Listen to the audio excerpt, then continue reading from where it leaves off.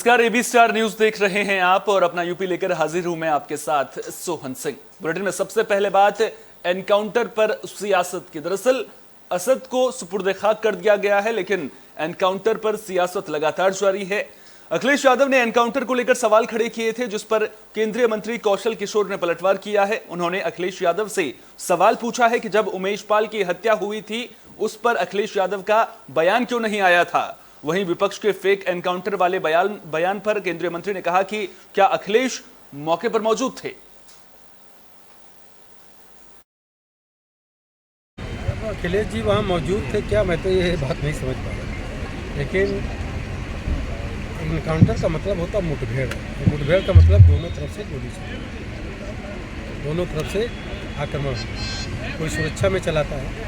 तो ऐसी स्थिति में जो मुठभेड़ होती है उसमें वो मारे जाते हैं। उनका जो आतंक के पर्याय रहे हैं। अखिलेश जी उस समय नहीं बोले जब असद ने राजू पाल की हत्या की, उस पर क्यों नहीं बोले?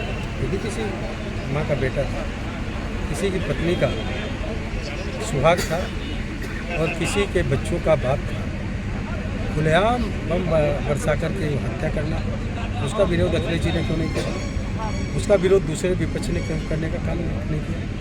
आज इनकाउंटर में, मुठभेड़ में अगर कोई हत्या करने वाला व्यक्ति मारा गया तो आदरणीय योगी आदित्यनाथ जी ने सुशासन, कानून का राज उत्तर प्रदेश में कायम किया है। आज लोगों का डर खत्म हो रहा है, अपराधियों के अंदर डर पैदा हो रहा है। जो लोग ये विरोध कर रहे हैं, उनके सांसद रहे हैं सभा के, भाजपा के भी सांसद रहे हैं। मैं समझ रहा हूँ कानून के साथ खड़ा होना चाहिए और ये अपराधियों को संरक्षण देने का काम जो ये लोग कर रहे हैं, इसलिए जनता उनको न करने। देश में रोजाना कोरोना के मामले 10,000 से ज्यादा सामने आ रहे हैं। वहीं यूपी में भी कोरोना की रफ्तार बढ़ी है। आपको बता दें कि 24 घंटे में जनपद में यूपी में 688 नए केस मिले हैं। लिहाजा स्वास्थ्य विभाग की कमर कसी है। फर्रुखाबाद जिले में भी कोरोना के 4 पॉजिटिव थे। आज भी 2 कोरोना मरीजों की रिपोर्ट पॉजिटिव आई है और जिले में कोरोना मरीजों की संख्या बढ़कर 6 हो गई है। तो सर, उनका इलाज कैसे किया जा रहा है और किस किस जगह निकले हैं? ये तो इसमें अलग अलग ब्लॉक्स में है, जैसे कमलगंज है, शमशाबाद है, अलग अलग ब्लॉक्स में है। पुलिस लाइन में भी है? हाँ, एक है पुलिस लाइन में, और इनको सभी को होम आइसोलेशन में मतलब रखा गया है। होम आइसोलेशन में रखा गया है। एहतियात बरतने के लिए क्या, स्वास्थ्य विभाग की तरफ से क्या एहतियात बरतने के लिए?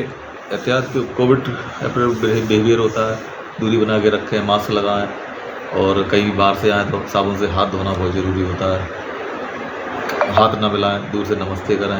ये पहले था ना, वही इसमें प्रोटोकॉल वाले भीड़ वाले इलाकों में ना जाएं। ऐसा है। आज बुलेटिन में बात बिजनौर की, जहां जंगल में शिकारियों ने जंगली जानवरों को पकड़ने के लिए जाल बिछा रखा था, लेकिन उस जाल में गुलदार फंस गया।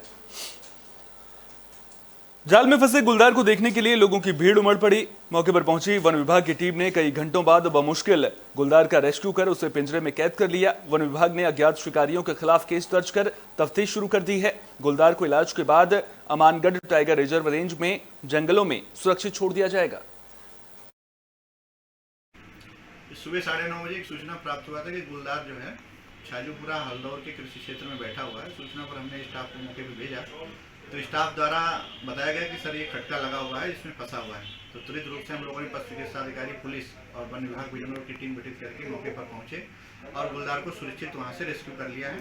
खटका भी उसका निकाल लिया है, लेकिन इसका हम लोग जो खटका कैसे लगा, किन लोगों ने लगाया, इसका भी पता रसी सुराग रसी करा रहे हैं और केस दर्ज किया गया है। अग्रिम विधिक कार्रवाई करेंगे। नॉर्मली ये खटका यूज किया जाता है, किन के द्वारा किया जाता है?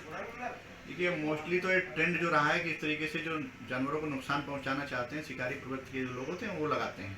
तो उसी परिप्रेक्ष्य में हम लोग इसकी जांच पड़ताल कर रहे हैं, आगे पता लगा रहे हैं। क्या कुछ शिकारी को भी चिन्हित किया गया है? अभी तो नहीं है, अभी तो अज्ञात में ही है, पर हम लोग पता रसी कर सुराग रसी कर रहे हैं, जल्द ही कार्रवाई करेंगे। यूपी में अवैध शराब पर पुलिस का पहरा देखने को मिल रहा है। औरैया में अवैध शराब की शिकायत मिलने पर आबकारी विभाग की टीम ने छापेमारी की है। बता दें कि छापेमारी बिदुना कोतवाली इलाके की आदर्श नगर बस्ती में की गई। बस्ती के घरों और खाली पड़े प्लॉट्स की तलाशी ली गई।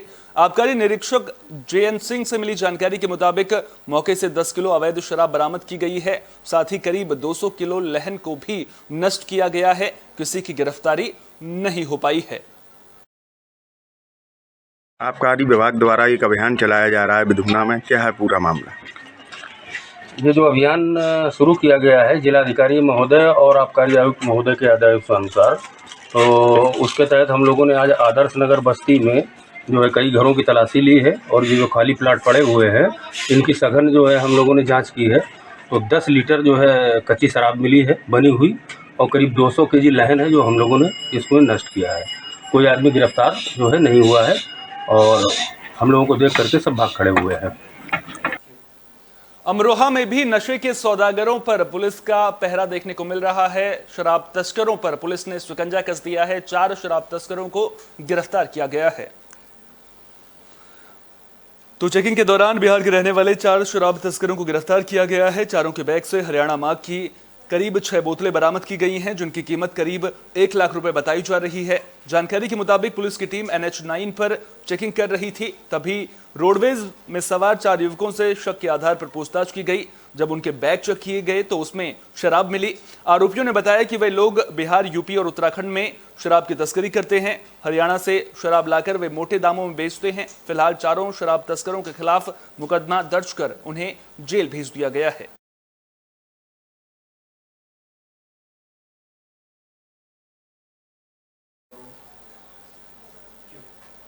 सीतापुर में चुनावी रंजिश में गोलीबारी का मामला सामने आया है। आपको बता दें कि गोलीबारी का आरोप प्रधान और उसके साथियों पर लगा है।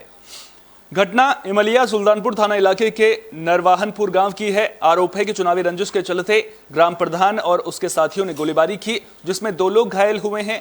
एक व्यक्ति को पेट में गोली लगी है, एक को हल्के छर्रे लगे हैं। गंभीर रूप से घायल एक व्यक्ति को इलाज के लिए जिला अस्पताल से लखनऊ रेफर कर दिया गया है। विष्णु वर्मा, कौन है? बसंत वर्मा, कृत वर्मा। अच्छा, ये सब थे। हाँ, दुआरे पर मारी नहीं, घर पर आके गोली मारा, द्वारे पे आके। प्रधानी मतलब प्रधानी के गुंडे, पहले से गुंडा था, ठीक। और ये जो है चोर था, पहले बदमाशी करता था। उसके बाद में हमारे गांव वालों ने उसको प्रधान बना दिया, ठीक। अब हम लोग इधर उधर मजदूरी दस्तूरी करते हैं, ठीक। वो हम लोगों को जीना तबाह किया है उसने। भैया को लड़ाई नहीं, मेरे भैया के रहा है वो सोनभद्र पुलिस को बड़ी कामयाबी मिली है। पुलिस ने ओबरा थाना इलाके में ह्यूमन ट्रैफिकिंग गिरोह का पर्दाफाश कर दिया है। 2 आरोपियों को गिरफ्तार किया गया है, जिनके कब्जे से 3 नाबालिग लड़कियों को छुड़ाया गया है। पकड़े गए तस्करों ने बताया कि वे आदिवासी इलाके से लड़कियों को बहला फुसलाकर अपने साथ ले जाते थे और फिर बिहार या दूसरे राज्यों में बेच देते थे।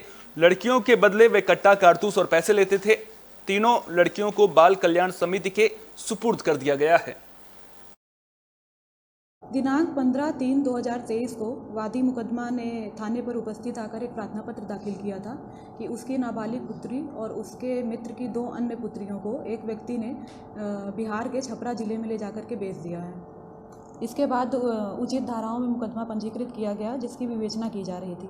आज दिनांक 14 अप्रैल 2023 को नामजद अभियुक्त शहादत उर्फ सोनू पुत्र स्वर्गीय मोहम्मद लतीफ़ निवासी थाना रामपुर बरकुनिया की तलाश की जा रही थी। आज दिनांक 14/4/23 को मुखबिर खास की सूचना पे अभियुक्त सोनू को बिल्ली स्टेशन के पास से गिरफ्तार किया गया और उसके पास से 1 अदद देसी कट्टा 315 बोर और 1 अदद कारतूस 315 बोर का बरामद हुआ। जब सोनू से इस बारे में विस्तृत पूछताछ की गई तो सोनू ने बताया कि यहाँ से लड़कियों को लेकर छपरा बिहार में हृदय राम को बेचता था और इसके बदले में उसे पैसा, कट्टा तथा कारतूस मिलते थे।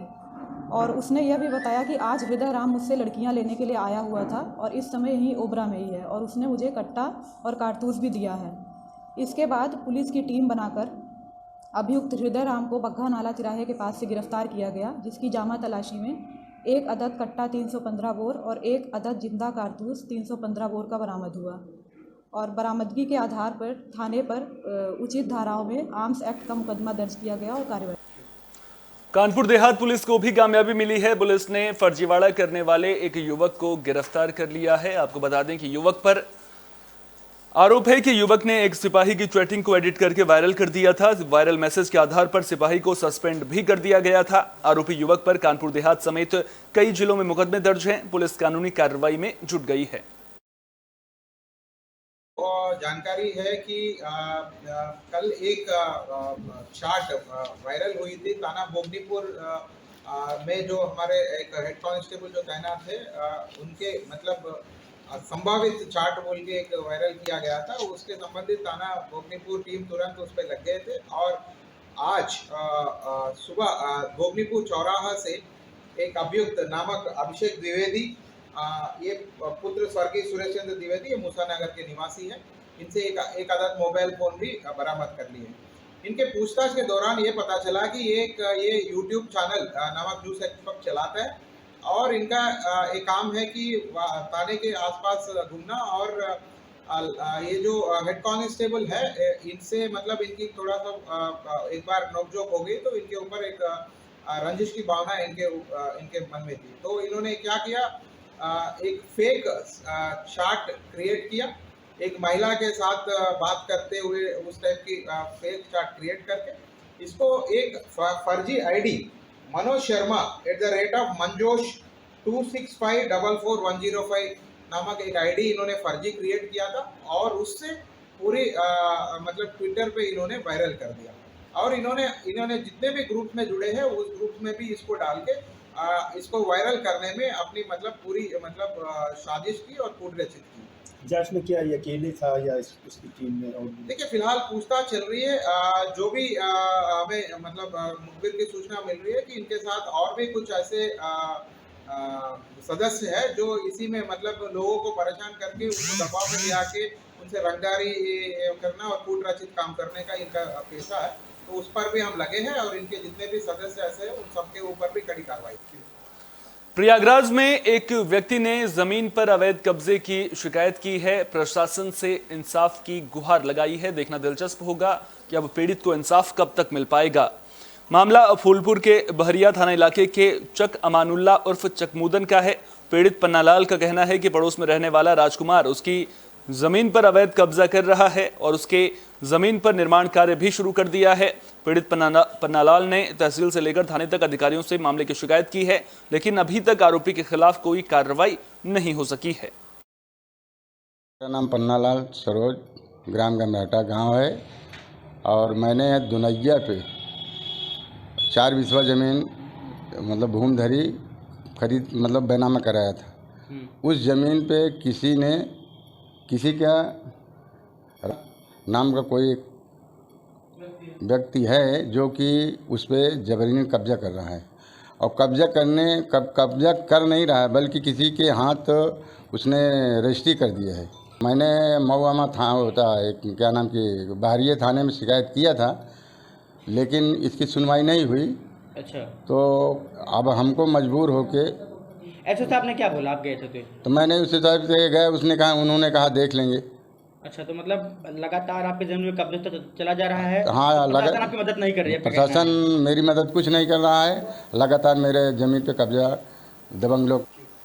बुलेटिन के आखिर में बात कन्नौज की, जहां नहाने गए 4 बच्चे तालाब में डूब गए थे। हादसे में 1 बच्चे की मौत हो गई है, वहीं 3 को ग्रामीणों ने बचा लिया है।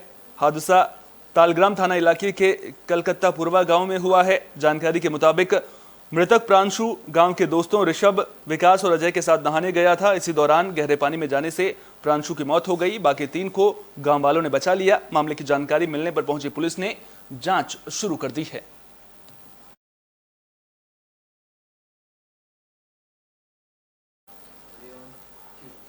यूपी की खबरों में फिलहाल के लिए इतना ही। देश दुनिया की तमाम अहम खबरों के लिए बने रहिए AB स्टार न्यूज के साथ। फिलहाल दीजिए इजाजत, नमस्कार।